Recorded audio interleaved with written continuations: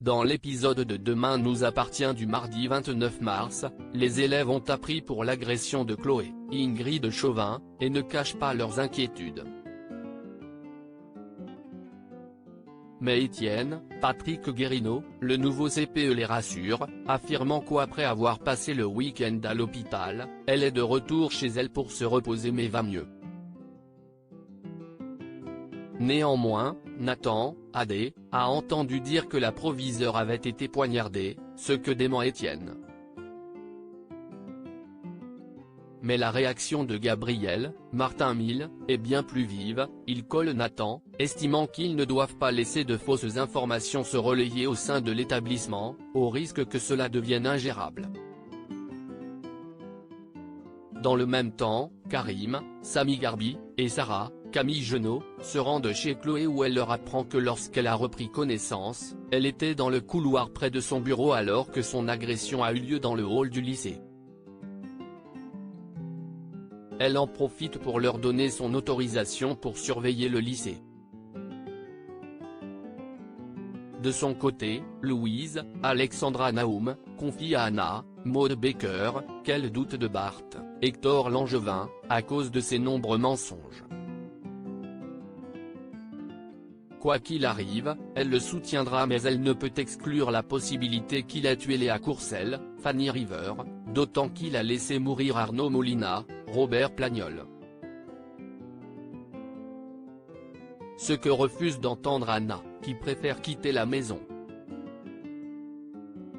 Soraya, Kenza Saibi Couton, quant à elle, rend visite à Bart en prison. Il clame son innocence et son avocate le croit, ce qui le soulage.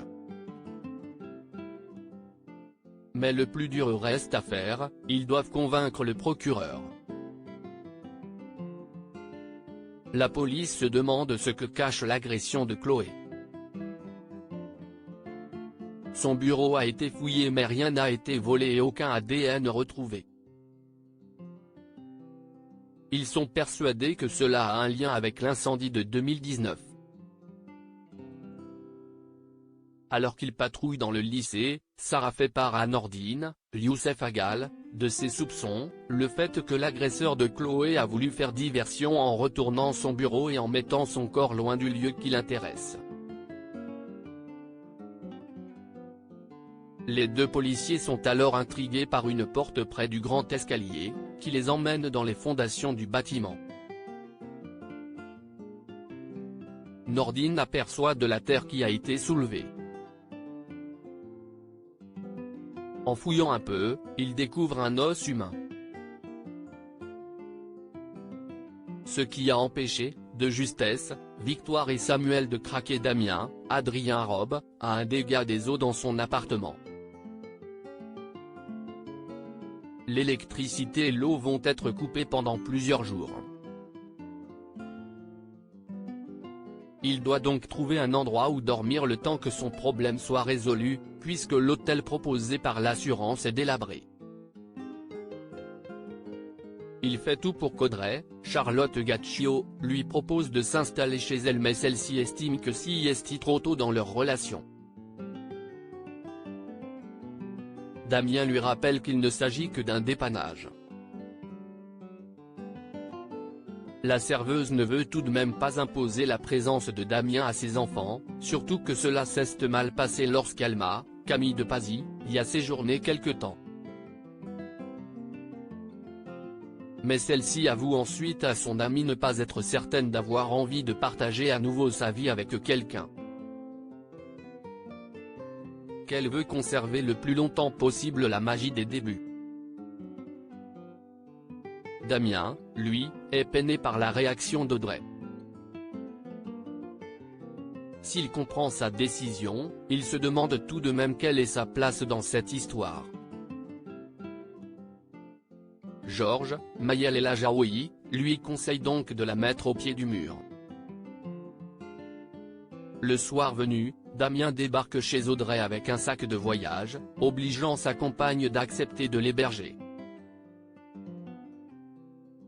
Pendant le dîner, Jordan, Maxime Lelu, lance quelques piques à Damien, tandis que Lizzie, Juliette Maliba, s'inquiète plutôt de savoir s'il partagera le lit de leur mère.